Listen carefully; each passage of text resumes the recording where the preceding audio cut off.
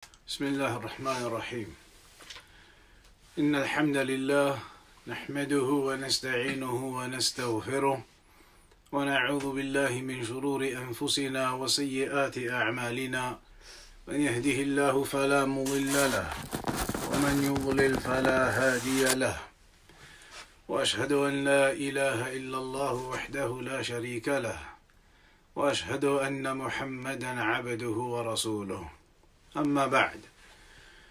So in these sessions, insha'Allah ta'ala, we're going to be going through the three fundamental principles. And that is a book written by one of the scholars, Shaykh Muhammad ibn Abdul Wahhab, rahimahullah ta'ala. I encourage all of the parents to help their children along with the sessions in order to understand all of the different parts and all of the sections and chapters that we go through. And insha'Allah ta'ala, every week there will be the small Q&A that will be posted on the Twitter account for Salafi Da'wah Lanks. That Q&A is basically what the session will cover. So the children can try and work out the answers to those questions as we go through the lecture. Also, it's important that the parents help their children in the understanding, especially if they are younger children, 8 or 9 or younger than that even. It is important that the parents do try to help their children with the understanding by revising afterwards with them, discussing afterwards with them what we cover. Today is going to be an introductory session only with a few background details, but then insha'Allah ta'ala from future sessions we will be going through the exact book, the three fundamental principles, a section at a time every day, a small part every day, easily explained so that younger children can understand. The target is around about the age of 9 and above. But if there are children younger than that, they may still be able to understand and take some benefit, insha'Allah ta'ala. So to begin this opening section, the first thing you will notice on the sheet or on the Q&A is the question, why did Allah subhanahu wa ta'ala create us? Why did Allah create us and place us on this earth? Many people, they talk about this and they ask this question a lot. Why are we here on this earth? For what reason did Allah create us and put us in this world?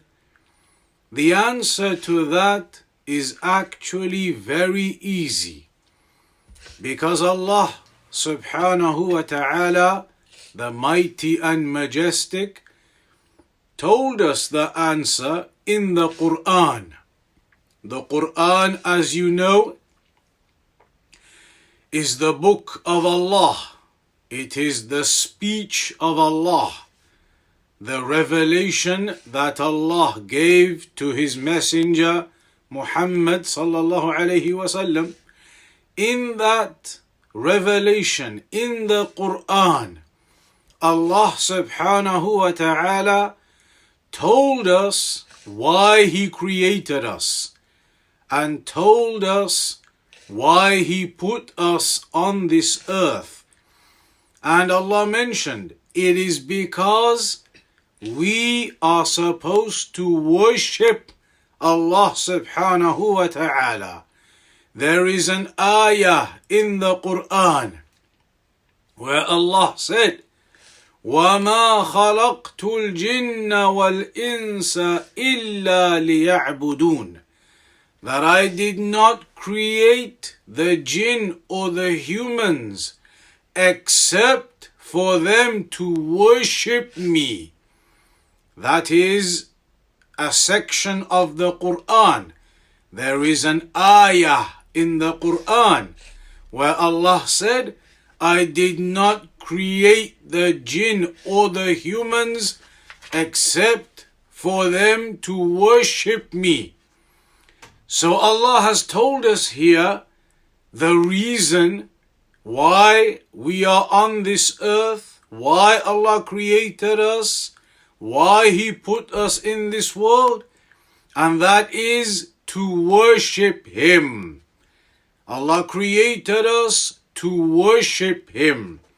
And in fact, all of the people listening, all of the children listening, you can have a small homework. And that small homework, maybe your parents can help you with it, is to try and find where in the Quran did Allah tell us that He created us to worship Him. See if you can find the chapter of the Quran and the number of the verse, the ayah, where Allah told us He created us to worship Him. So that can be a small homework you can try. Try to find that section of the Quran where Allah answers the question for us regarding why He created us and tells us it is in order to worship Him alone. And there are other parts in the Quran where Allah told us that this whole life of ours in this world, it is a test. Allah is testing us to see which people will worship Him and which ones will not. And Allah mentioned in another part of the Quran, الذي خلق الموت والحياة ليبلوكم أيكم أحسن عملا. Allah said in another part, He is the one who created death and life in order to test you. Which of you will be the best in your actions? Meaning, which people will do the best worship, the best actions. They do all of their prayers. They do the fasting in Ramadan. They do the Hajj. They give the zakat. And above all of that, they worship Allah alone. And they do not worship anyone else besides Him. That is the reason Allah created us and put us on this earth, in order to test us. Will we worship Him or will we not? And you can see there are many people who don't worship Allah. Instead, they follow the shaitan. They follow the shaitan who tells them not to worship Allah, who makes them lazy and they miss their prayers and they are bad to their parents and they do all types of other things that are not allowed in Islam, not allowed for a Muslim to do. So this is the test that Allah has given us to see which people, which Muslims are going to worship Allah properly and which ones do not. So that is the reason why Allah created us. And you have the homework to try and find that verse in the Quran where Allah said, وَمَا خَلَقْتُ الْجِنَّ وَالْإِنسَ إِلَّا لِيَعْبُدُونَ. That I did not create the jinn or the humans except for them to worship me. Then we also want to mention something here now. We know that Allah created us and put us here on this planet, on this earth, to worship Him. And Allah sent prophets and messengers to teach the people how to worship Allah. Because Allah didn't just tell us in the Quran that He created us to worship Him without telling us how to worship Him. Allah told us how to worship Him by sending the prophets and the messengers. And they would come and teach the people how to worship Allah. And there were many of them, prophets and messengers. Some of the famous ones, you will have heard of their names, like Nuh alayhi salam. And in English sometimes you hear them say Noah, the story of Noah and the ark. He was Nuh alayhi salam. And Musa alayhi salam, like you hear them say Moses and Pharaoh, Musa alayhi salam. And for example, Ibrahim alayhi salam, you hear sometimes they say Abraham. And Isa alayhi salam, you hear them say sometimes Jesus. And of course Muhammad sallallahu alayhi wasallam. All of these and many others are prophets and messengers that Allah sent to the people in this world to teach us how to worship Allah. And the final messenger who came was Muhammad sallallahu alayhi wasallam. And the final guidance and book that Allah gave was the Quran, that teaches us how to worship Allah as well. Then after the Prophet sallallahu alaihi wasallam died, which was over 1,400 years ago now, over 1,400 years ago, when the Prophet sallallahu alaihi wasallam died. After he died, there were companions, meaning the people, the Muslims, who used to be with the Prophet sallallahu alaihi wasallam when he was alive. They carried on teaching people what they had learnt from the Prophet sallallahu alaihi wasallam. When they died, their students, the tabi'een as they are known as, they carried on teaching the next people after them. They carried on teaching the next people after them. They then carried on teaching the next people after them. Every time they died, the next people carried on teaching the next ones after them.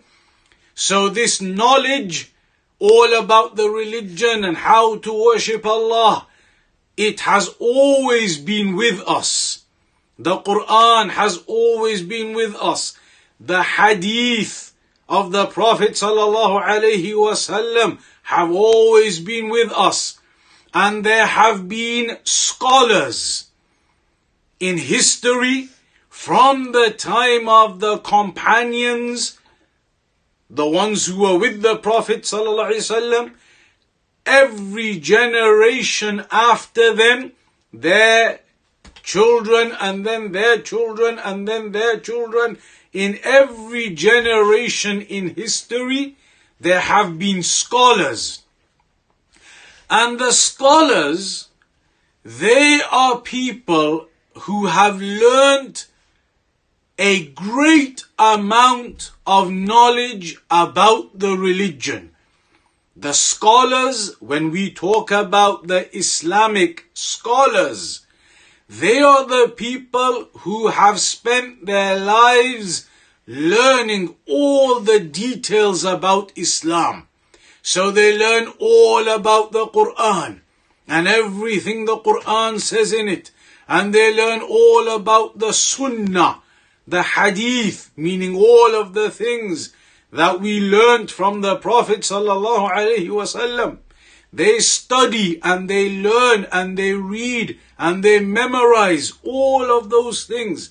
So they know about the rulings of the religion and how we are supposed to worship Allah. So they wrote books. The scholars would write books explaining to people how to worship Allah. Because like we said, the reason why we are here is to worship Allah. So the scholars would write books to explain to people how to worship Allah, to explain to people what Allah has told us in the Quran, to explain to people what the Prophet ﷺ taught us. They are the scholars of Islam, the people with that great amount of knowledge about Islam. And there are many of those. In history, there have been many scholars. Some of the famous ones from the early times, you might have heard of Al-Imam Ahmad, rahimahullah ta'ala. If you hear the name Al-Imam Ahmad, he was a great scholar who lived over 1,000 years ago. And there was another one, Al-Imam Malik, another great scholar, and Al-Imam Ash-Shafi'i, and Al-Imam Abu Hanifa. These were all some of the scholars of the past. And then after them, there were many other scholars as well. Famous ones like Shaykhul Islam Ibn Taymiyyah. If you hear the name Shaykhul Islam Ibn Taymiyyah, he was one of the big scholars a few hundred years ago. One of the big scholars who had a lot of knowledge about Islam and all the rulings of Islam and how we are supposed to worship Allah properly. And he had a student who was known as Ibn al-Qayyim. If you hear that name, Ibn al-Qayyim, he was another famous scholar who lived a few hundred years ago. And now recently as well, 100 years ago, 200 years ago, there was a scholar by the name of Shaykh Muhammad ibn Abd al-Wahhab. Shaykh Muhammad ibn Abd al-Wahhab. And this scholar, Shaykh Muhammad ibn Abd al-Wahhab, is the scholar who wrote the book called The Three Fundamental Principles. That's the book we're going to be studying and reading in these sessions. It was written by this scholar, Shaykh Muhammad ibn Abd al-Wahhab, rahimahullah ta'ala. And he was a couple of 100 years ago.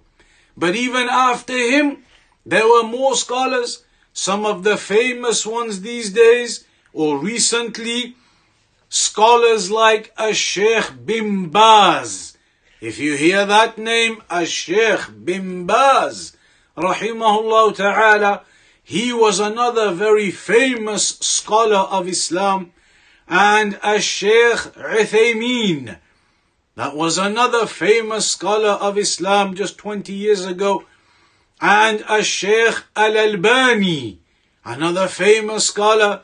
And even today, right now, there are big scholars who are alive.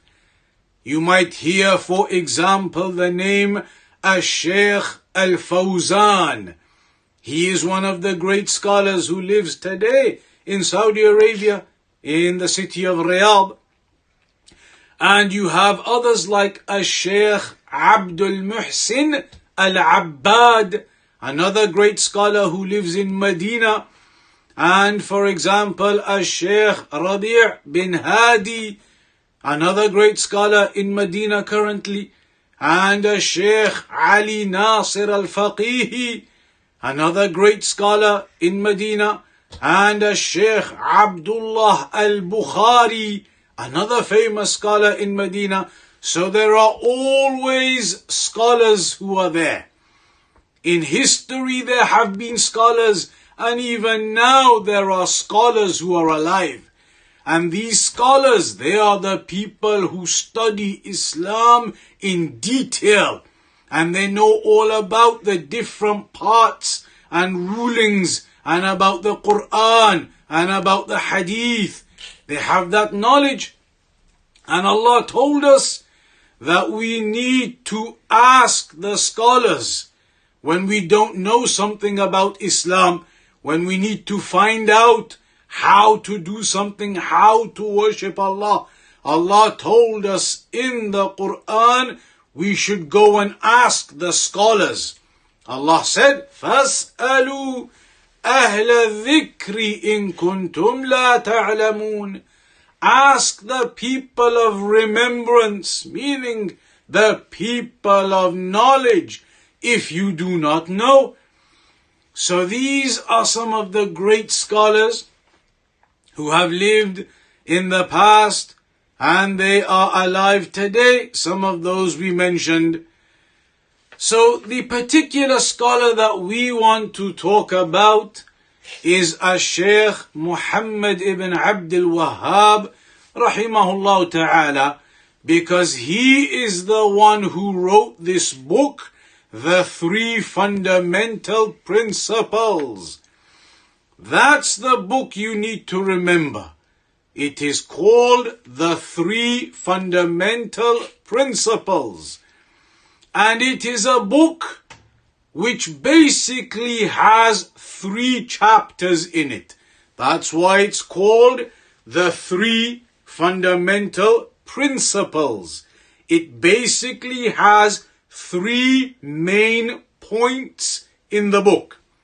The 3 main points in the book are: who is Allah? What is your religion of Islam?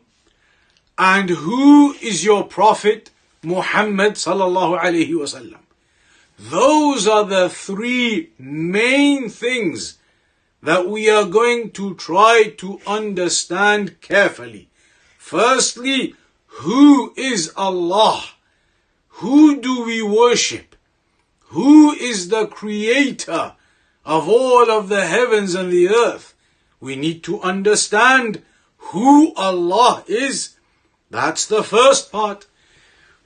Then we also need to understand what is our religion, Islam. Because like we said at the beginning, we are here to worship Allah. And we have to worship Allah according to the religion of Islam. So we need to know, what is this religion of Islam? What are the pillars of Islam? How do we practice Islam? What are the different parts of Islam? What are the rulings in the religion? What is halal and what is haram? All of those things, they come under the topic, what is your religion of Islam? Because a Muslim cannot just be a Muslim by name. You cannot just say that your name is a Muslim name or that your family is Muslim, so you are Muslim. You can't just say that without knowing what a Muslim is supposed to be and what our religion of Islam is supposed to be. So the second main point is going to be understanding what our religion of Islam is. And the third main point is going to be understanding who our Prophet Muhammad sallallahu alayhi wasallam is. He was the final prophet, the final messenger. But who was he? What do we know about him? Where did he live? Who was his family? What did he teach us? We need to know who our prophet is. Those 3 parts are the parts that this book is made up of. When the title of the book says the 3 fundamental principles, those are the 3. Who is your Lord? Who is Allah? What is your religion? What is Islam? And who is your Prophet? Why are those 3 questions so important? Why do all of us as Muslims need to know the answers to those three questions carefully? Because the Prophet ﷺ told us, when we die, those three questions are the questions that we are going to be asked. There is a hadith, the Prophet told us, when you die, two angels, they come to you and they ask you and they question you and they test you on those questions. So a Muslim cannot die without knowing the answers to these questions. You need to be a Muslim who knows who Allah is, your Lord, what your religion is, and who your Prophet is, so that when the questioning happens, when the angels, they ask you, then you know what the answers are. So that is what we're going to be studying in this book, the three fundamental principles. That there is a general introduction, and you should have the answers to the questions that were posted on the Twitter account, the 7 questions, I believe, regarding the scholars and regarding this book and regarding naming some of the scholars. Hopefully you've been able to fill in the answers to those questions, and tomorrow at 7 p.m. inshallah, we're going to start the first page of the book. You probably have a copy of the book at home, and you can ask your parents to try and find a copy, and if you haven't, maybe even try and buy a copy so that you can read it when we're doing the classes and you can see what we are reading and what we are talking about, to make it easier for you to remember that book and make it easier for you to remember all of the knowledge in that book. So insha'Allah ta'ala, we're going to carry on tomorrow at 7 p.m. UK time, GMT, the British time, 7 p.m. Tomorrow, Tuesday, insha'Allah ta'ala, and we'll finish on that today as the introduction. وصلى الله على نبينا محمد وعلى آله وصحبه وسلم.